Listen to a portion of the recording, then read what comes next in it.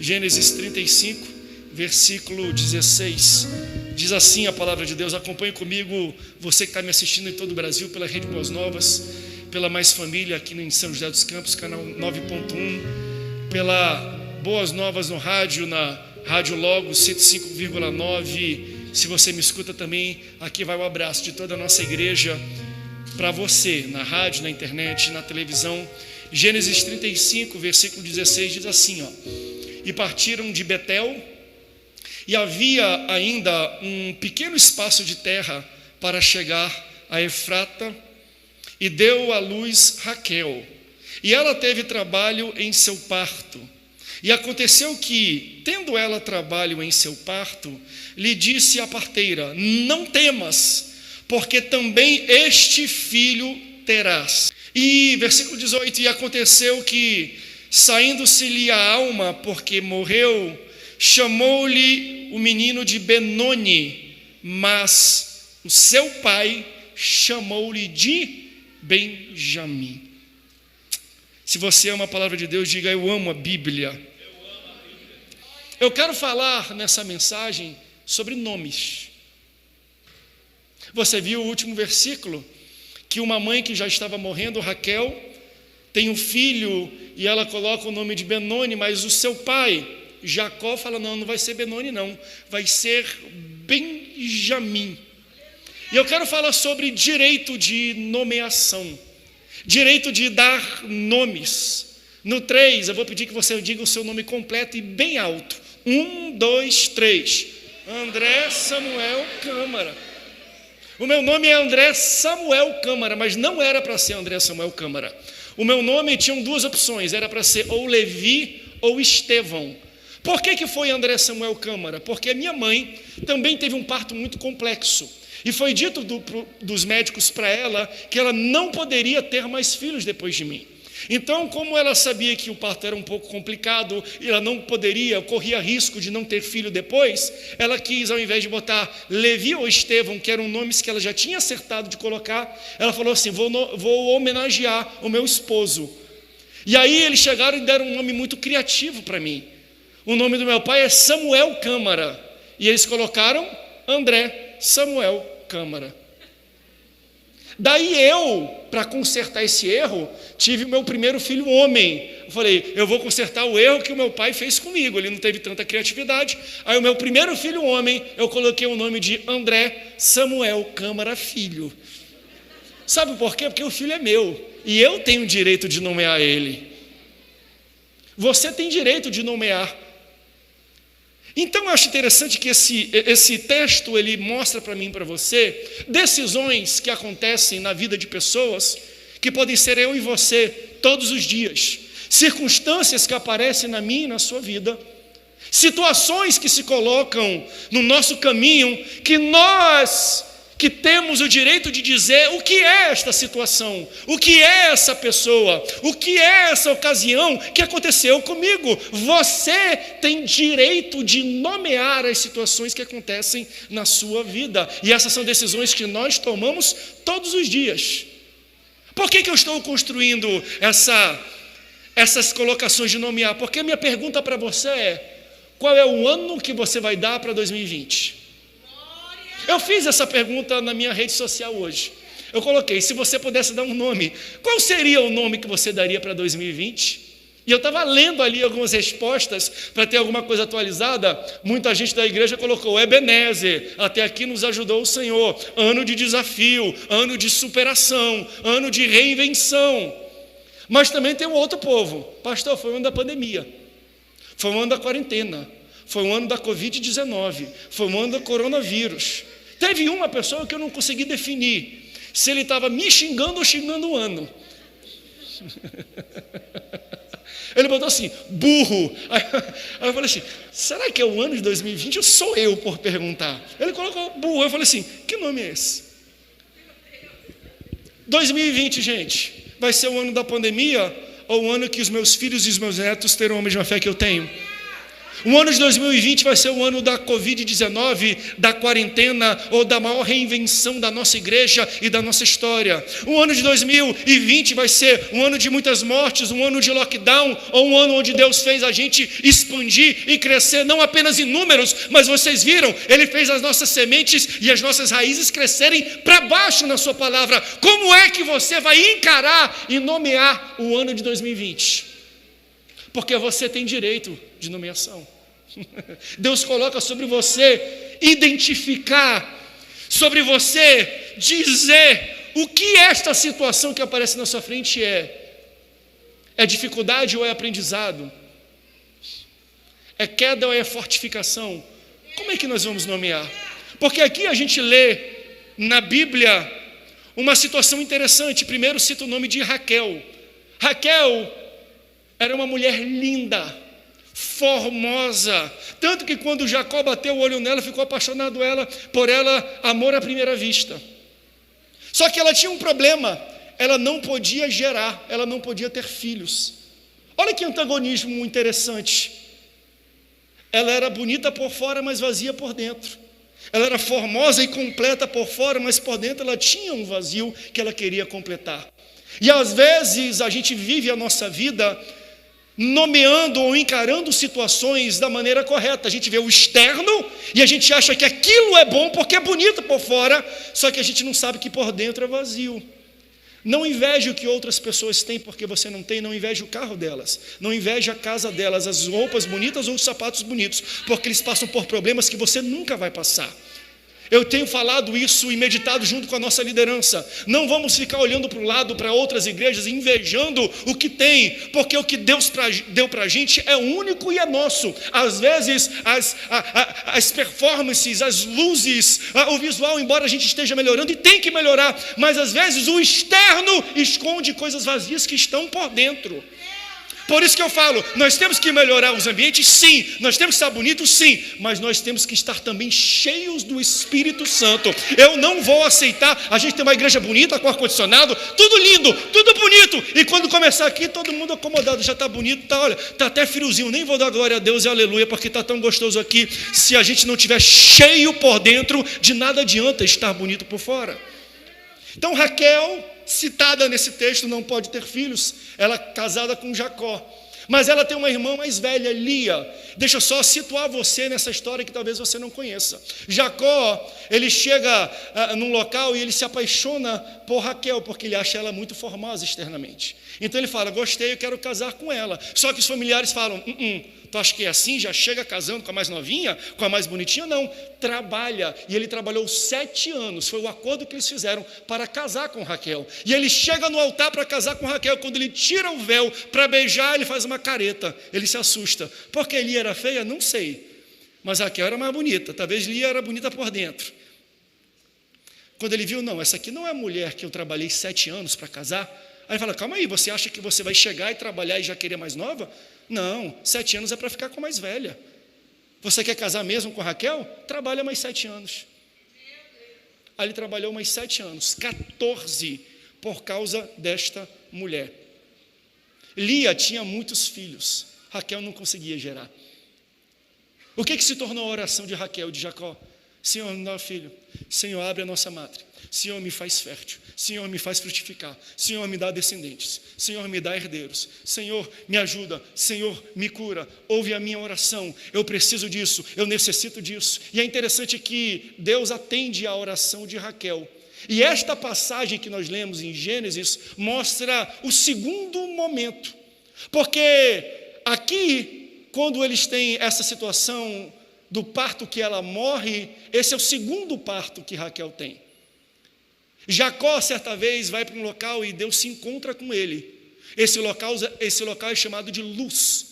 Só que como Deus se encontrou com ele, ele mudou, ele renomeou Luz para Betel, casa de Deus. Por quê? Porque ele teve um encontro com Deus naquele local. E porque ele teve um encontro com Deus naquele local, ele falou, Senhor, se tu me abençoares daqui para frente, eu um dia volto aqui e eu te dou 10 ou 1/10, o primeiro 10º, a primícia de tudo aquilo que tu me deu. Então ele faz uma promessa para Deus, Deus, se você for fiel comigo, eu serei fiel contigo. E Deus abençoa Jacó. Ele cresce, ele enriquece, ele tem filhos. E o texto que nós lemos é a volta de Jacó para Betel.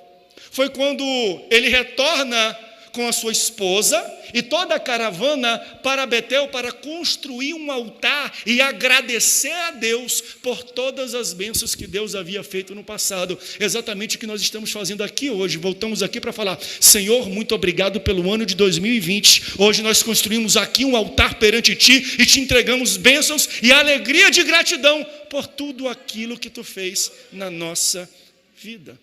Então você percebe que existe um jogo de nomes e de nomeação na vida de Jacó?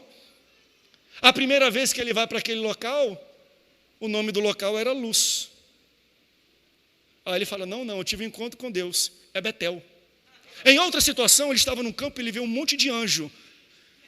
A Bíblia não cita o nome do campo, mas ele fala: eu vou dar um nome para isso aqui. Por quê? Porque eu tive uma experiência com Deus, eu vi um campo cheio de anjos, o nome daqui será Manaim. Campo de anjos. Em outra situação ainda, ele vê Deus face a face e ele renomeia o local onde ele está e ele chama de Peniel, que significa face a face com Deus. Você está entendendo o que Jacó está fazendo? Ele está nomeando os lugares e as situações que ele vive, não pela experiência do homem ou externa, mas pelas experiências que ele tem com Deus. Como é que a gente vai transformar a nossa mentalidade e pensar nesse ano? Será que nós vamos nomear 2020 pelas experiências pessoais? Pelo filtro da mídia, da televisão, do rádio, dos conglomerados de comunicação, de uma rede de televisão? Ou nós vamos nomear o que nós estamos vivendo esse ano pelas experiências que nós estamos tendo com Deus, face a face com Deus, um campo de anjo, encontro com Deus, Betel? Como é que nós vamos encarar e nomear? Ele nomeia as situações da vida baseados com as experiências que ele tem com Deus. Aleluia por isso. Aleluia. Aí Jacó vai. Ele faz um altar em Betel, no retorno dele. E nós lemos o retorno. Senhor, muito obrigado, porque Tu tem me abençoado, Senhor. E ele volta. E quando ele constrói esse altar, ele dá uma oferta ao Senhor. Ele louva o Senhor naquele local, ele sai com a caravana e com a sua esposa Raquel, que já tinha tido o primeiro filho, José. Na volta, e era muito longa, ela engravida, e ela começa a ter trabalho de parto. Você imagina a caravana, a alegria do povo em falar: Deus é fiel, porque ele teve um encontro com Deus, nomeou, chamou de Betel. Deus o abençoou, Deus abriu a matriz de Raquel, ele teve o primeiro filho. Ele voltou então, Jacó, para agradecer a Deus pela bênção, e porque ele foi fiel com Deus, Deus foi mais fiel ainda com ele. Deus deu mais outro filho para ele. Olha a alegria da caravana que estava com Jacó e falar: Deus é demais, porque você foi fiel com ele e está te abençoando de novo. Porque não é assim que a gente pensa. Não é assim que a nossa cabeça ela funciona. Se eu sou fiel a Deus, se eu sou justo com Deus, estou na casa dele, ele tem que me abençoar, ele tem que me ajudar, ele tem que responder a minha oração. A nossa cabeça é assim. E sabe o que Deus faz? Isso. Se a gente é fiel a Deus, se a gente abençoa a casa de Deus, ele é fiel com a gente. Ele abençoa a nossa vida, sim. Porém, e aí que entra um ensinamento que está embutido aqui nessa palavra. Deus responde a oração de Raquel? Responde. Eles têm mais um filho? Tem. Mas você parou para atentar que, às vezes, Deus responde a oração, mas a resposta da oração está atrelada a um preço que a gente nunca pensou que tinha que pagar? Já parou para pensar nisso? Que a gente pede coisas de Deus e Deus dá para a gente, mas a gente nunca imaginaria que essas bênçãos, que essa resposta que Deus dá para a gente, elas também vêm atreladas de lutas, de provas, que a gente nem sabia que a gente teria que passar por elas. As respostas de Deus são bênçãos na nossa vida? São, mas tenha certeza que toda resposta e toda a bênção de Deus vem atrelado junto com ela uma luta, uma prova que a gente nunca pensou que a gente poderia passar ou lutar. Deus responde Raquel ou não responde? Deus dá um filho para Raquel ou não dá? Deus abençoa Jacó ou não abençoa? Mas às vezes, para abençoar e dar resposta, Alguma coisa tem que morrer no processo para que algo novo venha a nascer. Nesse caso, Deus responde à oração que Raquel tanto pediu, respondeu, mas no processo, Raquel teve que morrer. Às vezes, quando eu paro para pensar nisso, e esse foi um ano assim, esse foi um ano de bênção, mas quantas provas vieram com esse ano que a gente nem pensou que a gente teria que enfrentar? E às vezes eu paro para pensar nesse texto, nessa ótica, e às vezes eu me pergunto, eu não deveria ter medo de quando Deus não respondesse. O meu medo deveria ser de quando Deus respondesse. Porque se Deus responder a sua oração, você já parou para pensar nas consequências? Olha a minha oração, desde que eu cheguei aqui em São José. Senhor, nos abençoa, faz crescer essa igreja. E aí, no meu linguajar, eu sou um pastor jovem, eu tenho 35 anos. Eu falei, Senhor, explode essa igreja. Mas não é explodir de dinamite, não, de crescimento. Um dia, conversando com um primo de segundo grau, chamado Daniel Colenda, um dos maiores evangelistas desse mundo, ele falou, André, a gente tem que ter muito cuidado com as orações que a gente faz para Deus. Por quê? Porque se Ele responde, será que a gente tem estrutura para aguentar? Se tu pede para Ele explodir a igreja, amém. Mas tu sabe qual é a consequência de Deus colocar 2, 3, 4 mil pessoas todo domingo na tua igreja? Os problemas que isso vão gerar? As pessoas que você precisa atender? Os pepinos que vão acontecer com essas pessoas que chegam quebradas, arrebentadas, destruídas? Você já imaginou o preço que você vai ter que pagar para Deus fazer algo grande na sua vida? Ele falou isso assim, ó. Ele trabalhou com o maior ganhador de almas da nossa geração, um homem chamado Reinhard Bonnke. Ele fazia cultos evangelísticos e cruzadas para 6, 7 milhões de pessoas ao mesmo tempo. Numa dessas, 1,5 milhão de pessoas aceitaram Jesus numa mesma noite. Sabe o que ele falou? Ele falou, André, Deus usa muito o Reinhard com cura. E ele começou a curar muita gente. Mas no meio disso, chegavam tiranos, assassinos, presidentes de paisecos africanos, com oferta de 1, 2, 3 milhões de dólares em dinheiro, vai lá na minha casa e ora pelo meu filho, ora pela minha esposa, ora por mim que eu estou doente, querendo comprar o talento e o dom que Deus colocou na sua vida. Como é que é? Eu oro para Deus me usar, beleza, mas que tipo de graça eu preciso de Deus para Ele me dar estrutura para eu poder vivenciar o desafio do chamado que Ele me deu? Prova. Então a gente pede para Deus, Deus nos abençoa, e Deus vai abençoar.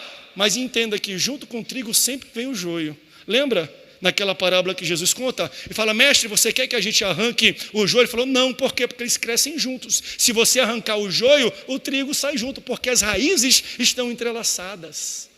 Eu orei para Deus, falei, Senhor, tira esse inimigo, arranca, Senhor, essa perseguição. E Deus falou no meu coração, André, se eu tiver que arrancar essa perseguição, eu vou ter que primeiro arrancar a bênção que criou essa oposição. Então entenda que oposições não chegam contra a sua família e a sua vida por acaso. São resultantes de bênçãos que Deus já derramou sobre a sua vida. Por isso que todo trigo vem acompanhado de joio. Você não vê joio crescendo sozinho, só cresce onde tem trigo. Onde tem bênção, existe prova também. E isso foi que Raquel e Jacó tiveram que enfrentar. Ela pede um filho.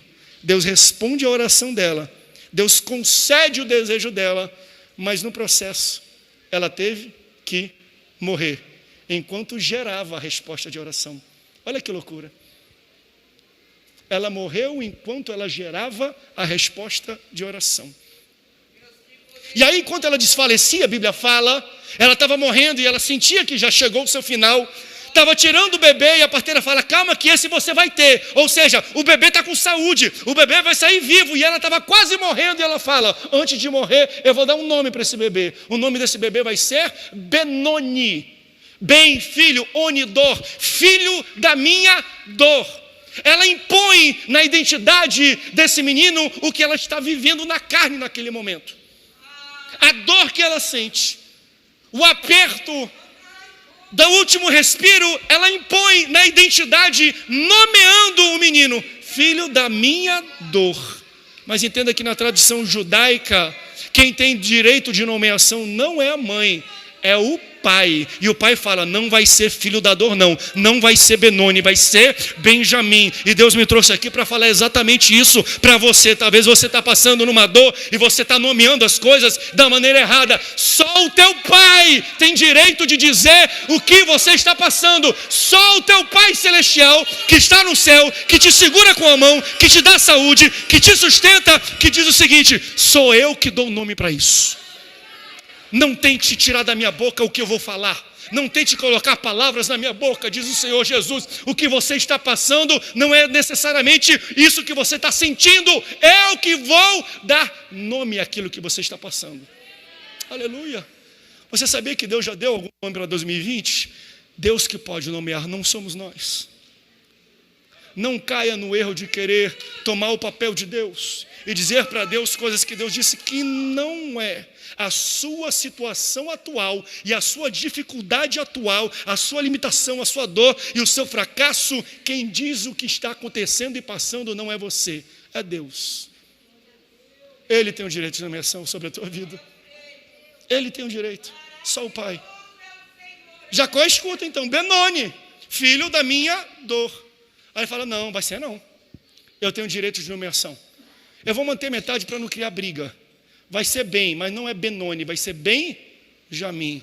Bem, filho, Jamim, mão direita, filho da minha mão direita. A mão direita para os judeus é a mão da bênção. O que ele está falando é, não vai ser filho da dor, vai ser filho da bênção. Da maior dor da vida de Jacó, ele tornou a maior bênção. Do maior momento de sofrimento dele, ele falou, não vai ser um momento de sofrimento. Eu vou aprender, eu vou crescer, eu vou amadurecer com isso. Então, da minha maior dor, vai nascer a minha maior bênção. Honrado seja o nome do Senhor. Não é assim na nossa vida? Não é assim, gente? Sabe por que muitos estão aqui, na casa de Deus? Por causa de alguma dor que você sofreu, de alguma perda que você sofreu, de algum vazio que você sofreu. Senão nem aqui você estaria. E olha que abençoado que você está hoje. Por causa de uma dor no passado, você foi para a igreja buscar solução, buscar ajuda, buscar alguma compreensão e auxílio, e Deus te abençoou. Você está bonito, está cheiroso, está com roupa nova, está vivo, está com a família, está sentado aí, vai alimentar, vai comer uma ceia daqui a pouco, está vendo? Da sua maior dor lá atrás, nasceu a sua maior bênção. Hoje você é salvo, lavado e remido no sangue de Jesus, por causa de uma dor que te empurrou para o altar e para perto de Deus. É da nossa maior dor que nascem as nossas maiores bênçãos. Qual dor você está passando que você precisa renomear? Qual é a situação que você está passando agora, hoje à noite? Talvez você está aqui, mas você fala, quando virar o dia, for o primeiro dia útil, como é que eu vou pagar os boletos? Como é que eu vou ver a cara daquele homem, a cara daquela mulher, a cara daquele filho, aquela pessoa, aquele sócio, aquele amigo? Como é que eu vou para aquele ambiente? Qual é o nome da dor que você precisa renomear? Não é Benoni, é Benjamim. Não é dor, é bênção. Aprenda a usar a sua mão e a sua boca para profetizar, não apenas no ano de 2021, mas profetiza para trás também. 2020 não é ano de dor, é ano de bênção. De bênção. De bênção. Jacó, é tão interessante a história dele com nomes, porque Jacó em si teve o seu nome mudado. Então você vê que Jacó em nome é um negócio maravilhoso. Jacó significa suplantador, enganador, porque foi isso que ele fez. Ele passou a vida inteira dele enganando seu irmão e seu pai, para poder ter a bênção da mão direita do pai sobre a sua cabeça, a bênção da primogenitura, que não era de Jacó, era de Esaú. Então um dia ele vê que o seu irmão chega do campo, ele faz uma comida, ele faz uma troca maluca com o seu irmão, que dá para ele a primogenitura, mas depois ele engana o pai. Ele pega peles de animais, porque ele tinha um corpo liso e o seu irmão era peludo. E ele bota como se fosse, o pai já não via mais, já estava bem velho, toca nele, vê que é tudo peludo e fala, será que é você mesmo, Esaú? Ele fala, sou eu. Ele fala, mas o corpo é de Esaú, mas a voz é de Jacó. Que coisa estranha, mas como ele estava velho, ele abençoa, ele engana o pai dele para receber a bênção da mão direita do pai. Jacó significa enganador. Aí Deus muda o nome dele, de enganador, de Jacó, ele se torna Israel, que significa triunfante. Olha que interessante. Um enganador se torna triunfante por causa do direito de nomeação que Deus tem. Deus fala, tu não é mais Jacó, tu vai ser Israel. Mas Deus, quando se apresenta para as pessoas em Gênesis, no Antigo Testamento, ele fala assim, ó, eu sou o Deus de Abraão, de Isaac e de, por que não Israel? Deus fala que ele é o Deus de Abraão, de Isaac e do enganador. Deus é o Deus do enganador? É. Deus é o Deus do mentiroso? É. Mas ele é o Deus da mudança, do mentiroso para o triunfante. Ele é o Deus que muda. Ele é o teu Deus antes da sua mudança. Ele é o Deus durante a sua mudança. Ele continuará sendo o seu Deus depois da sua mudança. Ele já está segurando na sua mão. Se você está passando por situações pessoais que você precisa de mudança, entenda que ele já é o teu Deus. E ele segura na tua mão e fala, vem aqui enganador, vem aqui mentiroso, vem aqui, tu é cheio de historinha, mas eu vou caminhar de mão dada contigo e eu vou te levar para um local de triunfo, de enganador. Você será chamado de Israel, triunfante. Louvado seja o nome do Senhor. Então você percebe que Jacó ele tem experiência com a mão direita, com mudança de nome, porque ele buscou a vida inteira dele, ele enganou a vida inteira dele, pessoas para poder receber a bênção da mão direita. Ele passou investindo a vida inteira dele, correndo atrás a vida inteira dele, para que o seu pai pudesse colocar a mão direita e passar para ele as bênçãos da primogenitura e as bênçãos não apenas financeiras, mas de poder, mas também espirituais sobre a vida dele. E aí quando ele chega nesse ponto que nós lemos, ele tem uma atitude muito diferente do restante da vida dele. Porque Deus já começa a restaurar, ele faz altar a Deus, Deus é fiel a ele, e ele é fiel a Deus em troca, e Deus abençoa a casa dele, dá o primeiro filho, quando dá o segundo filho com uma mulher que ele ama, trabalhou 14 anos por essa mulher, ama mesmo. Está vendo, sogro? Se pedirem a namoro a sua filha jovem, fala, 7 aninhos de trabalho, está tranquilo, te libero ela. Ele passa a vida inteira dele correndo atrás dessa mão, até que chega esse ponto, que ele fala assim, calma aí, eu mendiguei a minha vida inteira, eu menti a minha vida inteira, para receber essa bênção, mas eu também tenho uma mão direita, mas eu também tenho direito de nomeação, eu sou pai, a lei diz que eu posso, sou eu que coloco o nome, então ao invés de ficar buscando bênção dos outros, eu vou usar a minha boca, eu vou usar a minha mão e eu vou abençoar as situações que aparecem na minha frente. Deus está falando para alguma pessoa isso, que você está esperando de longe, alguém para mudar a tua situação, alguém para falar algo diferente. Deus está falando, abre a tua boca, usa a tua mão, levanta a tua fé e profetiza, porque aquilo que você disser, assim será. Vai ser. Aí ele falou assim, eu estou ouvindo glória a Deus da minha esposa, lá de dentro do carro. Glória! Eu trabalhei por essa mulher 7 dias. 7 meses na internet. No Orkut, no MSN.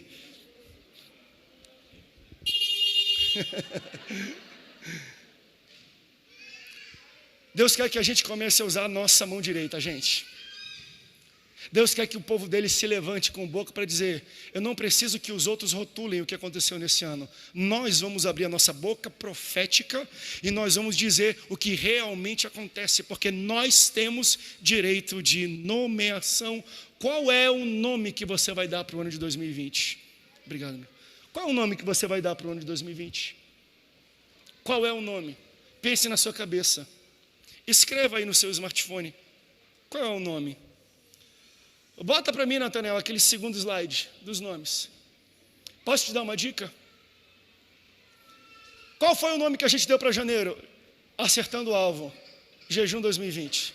Próximo. Qual o nome que a gente deu para fevereiro? Hábitos. Qual o nome que a gente deu para março? Oração funciona. Abril. Milagres de Jesus. Maio. Contagioso. Junho, eu tenho um chamado. Julho, lar docilar.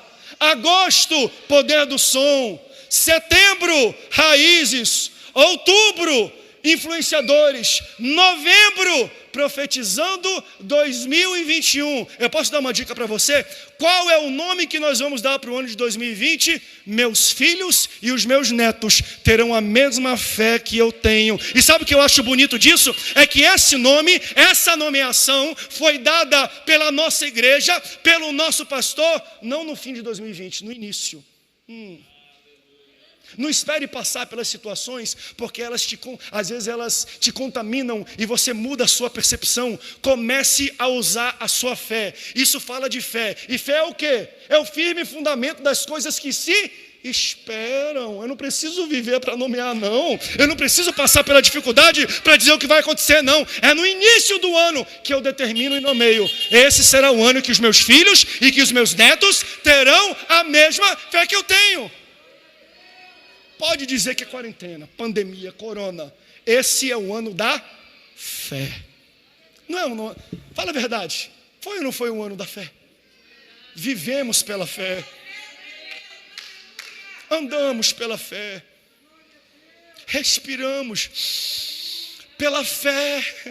A gente não tem controle nem do nosso próprio pulmão, e a gente está vendo que há algo invisível para tudo, não apenas a saúde de um homem, mas o mundo inteiro. Como é que a gente vive no mundo desse?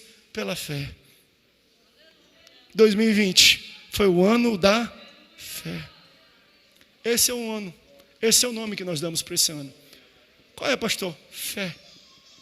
Ebenezer também, até aqui nos ajudou o Senhor, mas foi pela fé. Ele colocou o papai, mamãe, titio, titia, vovô e vovó, todo mundo dentro de casa. Para quê? Para o filho conviver com o pai, para o pai transmitir a fé que ele tem para o filho. Por isso que meus filhos e meus netos terão a mesma fé que eu tenho. Mas no mundo caótico, corrido, que filho não fica com o pai, não almoça, não janta, não senta, Deus parou tudo, colocou todo mundo junto e agora aprende. Pai, ora de joelho, lê a Bíblia para o teu filho ver e use o teu exemplo para que ele tenha a mesma fé que você tem. Por isso, Deus coloca situações hoje na sua vida, na sua frente. Qual nome você vai dar? Porque a passagem de ano, gente, é a mudança de uma página no calendário. Ponto. Se a gente não mudar os hábitos e atitudes, nada vai mudar. Você vai voltar para sua casa, é a mesma casa. Condomínio, talvez um pouquinho mais caro com o reajuste do próximo ano. As contas um pouquinho mais caras por causa do reajuste do próximo ano. Não vai mudar daqui para frente. O que pode ser mudado? O que você vai dizer sobre a situação que você está vivendo. Você vai voltar para a mesma família, para a mesma esposa, para o mesmo marido, para os mesmos filhos, para a mesma empresa, para o mesmo trabalho.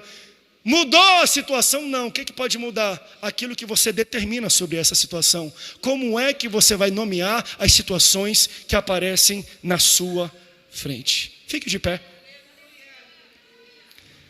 São 11h55. Nós estamos a 5 minutos de um novo ano. E eu quero finalizar esse pensamento para a gente poder orar, levantar e cantar. A palavra de Deus diz em Gênesis, abre para mim Gênesis capítulo 2, versículo 19.